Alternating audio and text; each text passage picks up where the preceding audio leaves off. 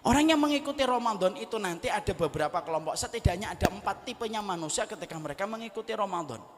Yang pertama, ada orang yang mereka itu ketika kedatangan Ramadan, mereka tidak pernah merasa senang dan tidak pernah merasa gembira. Ini kelompok yang pertama. Mereka menganggap biasa, mereka menganggap hambar, mereka menganggap tidak ada yang istimewa pada apa yang akan mereka jalani. Jadi kalau ada orang kedatangan Ramadan, kok mereka seakan-akan tidak merasa istimewa dengan kedatangan Ramadan, yang salah bukan Allah. Yang salah itu adalah dirinya. Dosa apa dia sampai Allah menjadikan hatinya tidak merasa istimewa dengan datangnya Ramadan? Ini yang pertama. Ada yang kedua, tipe manusia itu ketika mereka mendapati Ramadan senang dengan kedatangan Ramadan, gembira dengan kedatangan Ramadan, tetapi itu hanya bertahan pada sepekan yang pertama. Sepekan yang pertama naik dia, satu harinya mungkin 3 juz. Kalau tadi kata Ustadz seharinya 5, kata Ustadzah tadi seharinya 5 juz. Itu sepekan yang pertama.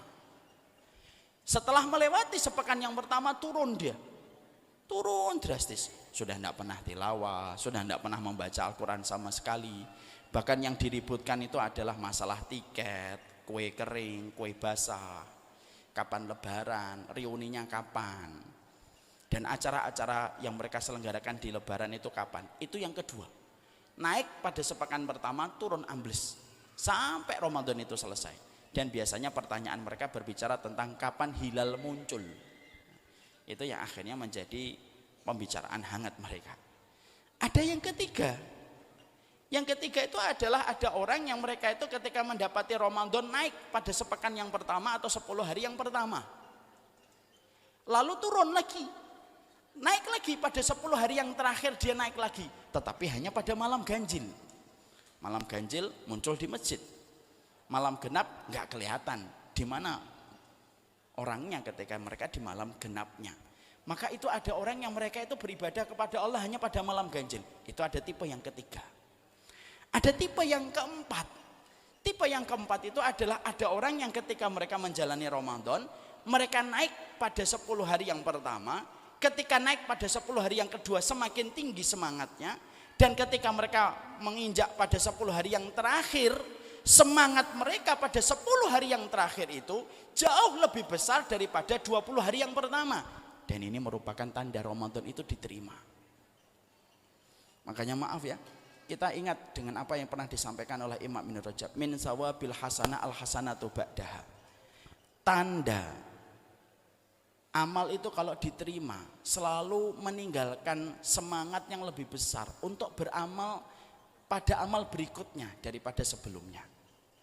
Perkataan Imam Ibnu Rajab ini sering sekali disampaikan oleh para ulama untuk menilai Ramadan kita. Ramadan kita ini ada 10 hari jumlahnya 3. Kalau ada yang 10 hari yang pertama dia diterima oleh Allah, kalau ada orang ketika Ramadan 10 hari yang pertama dia diterima, tanda diterimanya amal pada 10 hari yang pertama itu apa? Dijadikan bagaimana pada 10 hari yang kedua semangatnya lebih besar daripada semangat yang dia miliki pada 10 hari yang pertama. Itu tanda berarti 10 hari yang pertama dia diterima. Jadi maaf kalau ada orang pada 10 hari yang kedua kok semangatnya lebih turun daripada 10 hari yang pertama. Khawatir.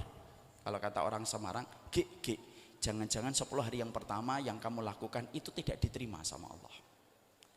Kalau orang yang diterima pada 10 hari yang pertama, maka dijadikan semangatnya pada 10 hari yang kedua lebih baik daripada 10 hari yang pertama.